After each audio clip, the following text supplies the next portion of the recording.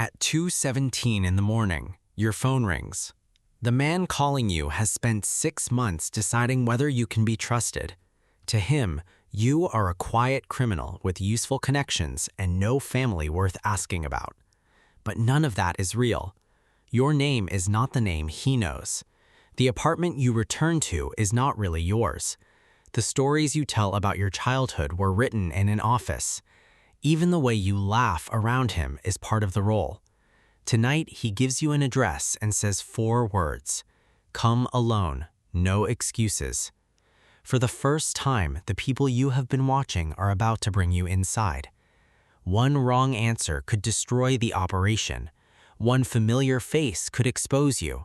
And 1 second of hesitation could reveal that beneath the clothes, the accent, and the carefully built history, you are an undercover FBI agent.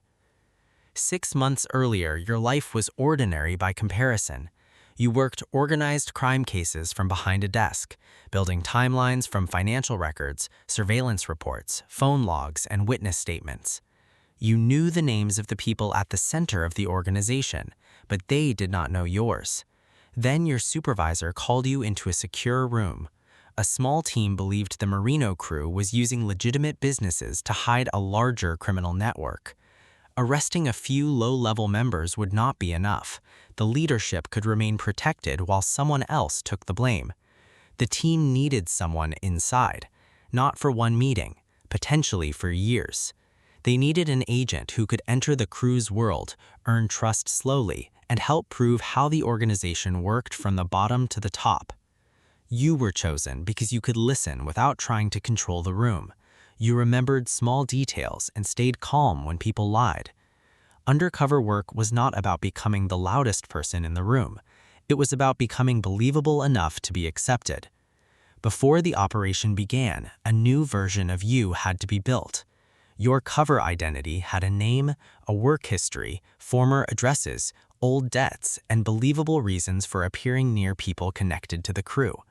You memorized everything: where you supposedly went to school, why you moved, what work you had done, why you never spoke about your parents. Small facts mattered. A false identity rarely collapsed because of one huge mistake. It collapsed because 2 ordinary answers did not match. You also learned the limits of the role. You were there to gather evidence and identify the structure. You could not create crimes simply to impress people. You could not let the identity become more important than the mission. That sounded simple and training. It would not feel simple later. Your first opening came through a small business owner named Leo. Leo was not part of the leadership. He was useful because he knew people who knew people. He liked expensive dinners, exaggerated stories, and anyone who made him feel important. For weeks, you never asked about the Marino crew. You talked about cars, work, money, and people you both pretended not to know. You let Leo believe every meeting was his idea. When he tested your background with casual questions, you answered without rushing. Then you waited. Undercover work is filled with waiting. You wait for a call that may never come. You sit through conversations that appear meaningless. Then one new name or unexplained payment finally connects 2 parts of a case.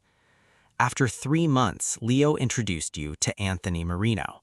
Anthony was not the boss. He was close enough to power to make people nervous and far enough from it to take risks. The first time you met him, he barely looked at you. That was good. Being ignored meant you were not yet considered a threat. You started doing small, harmless favors that fit your cover. Nothing important enough to prove trust, nothing unusual enough to create suspicion. But every interaction taught the team something. Who arrived first? Who waited for permission to speak? Who carried messages? Who appeared wealthy without a clear reason? Who was treated like a leader without an official title? The organization was not just a list of names. It was a system of loyalty, fear, favors, and silence. Slowly, you were becoming part of that system. The crew began inviting you into back rooms instead of leaving you at the front. Conversations stopped when strangers entered, but they no longer stopped when you did. People began complaining in front of you. Trust did not arrive as one dramatic moment. It arrived in pieces. A phone call after midnight, a seat on a private table, a question no one would ask an outsider. Each piece brought you closer to the evidence the FBI needed. It also brought you closer to the moment when leaving would become dangerous. Your real life began to shrink. You missed birthdays because your cover had to appear somewhere else. Your family knew you were working, but they did not know where you went or who sat across from you at night. Even at home, part of you stayed undercover. You replayed conversations. You searched your own words for mistakes. You wondered whether a joke had been really a joke or a warning. The greatest danger was not always being discovered. Sometimes it was becoming comfortable. Anthony started treating you like a younger brother. He spoke about his childhood. He asked for advice. Once, when you disappeared for 2 days to meet the case team, he called repeatedly because he thought something had happened to you. For a moment, the concern felt real. Then you remembered the evidence room, the photographs, the victims, the businesses damaged by fear, the families whose lives had been changed by decisions made around the same tables where Anthony now laughed with you. Undercover work forces two truths into the same room. A person can show you kindness and still be part of something destructive. You can understand someone without excusing them. By the 9th month, the operation changed. The team had evidence of lower-level crimes, but the larger structure remained hidden. Anthony passed instructions without explaining where they came from. Money moved through layers of people and businesses. Everyone knew who had power, but few said it clearly. Then Anthony gave you a test. He asked you to attend a private meeting and introduce yourself as someone who could be trusted with sensitive business. The request sounded simple. It was not. The meeting could place you close to the leadership. It could also be an attempt to expose you. For 2 days, the operation team reviewed every risk. Your cover story was checked again. Emergency plans were updated. Everyone understood that the most important goal was not getting one dramatic recording. It was getting you home. The meeting took place in the back room of a closed restaurant. 5 men sat around a table. No one introduced the oldest man, but everyone waited for him before speaking. You recognized him from surveillance photographs. Vincent Marino, the suspected leader of the organization. He asked where you came from. You gave the answer you had given 100 times.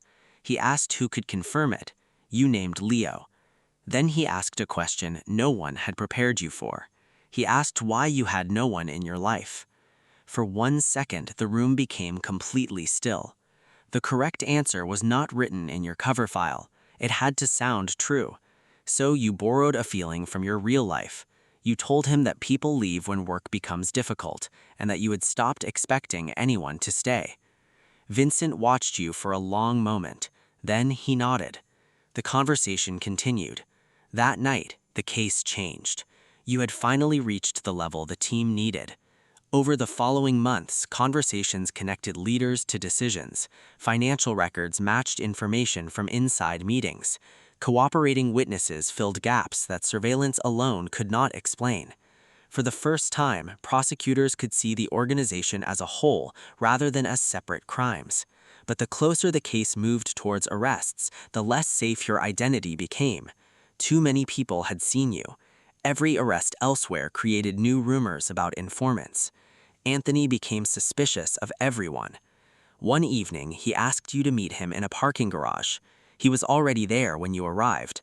No smile, no greeting. He held a printed photograph. It showed you entering a federal building months earlier. The image was blurry. Your face was partly turned away. It could have meant anything, but you knew the truth. Your cover had started to crack. Anthony asked what you were doing there. You didn't rush to answer. You looked at the photograph. Then you looked at him. You said you had been questioned about an old associate. You acted annoyed, not frightened. Then you accused him of following you. For several seconds, neither of you spoke. Finally, Anthony folded the photograph and put it away. He said he believed you, but you could hear the difference in his voice. The operation could not continue. Within hours, the team began the final phase. Evidence was secured. Witnesses were protected. Arrest teams prepared to act. You were pulled from the identity you had lived inside for more than a year. The next morning, the Merino crew learned that the person they trusted did not exist. The arrests made headlines. Your name did not. In court, recordings and records helped explain how the organization operated. Some defendants pleaded guilty, others went to trial. People who refused to speak began cooperating when they realized the structure around them was collapsing. From the outside, the operation looked like a success.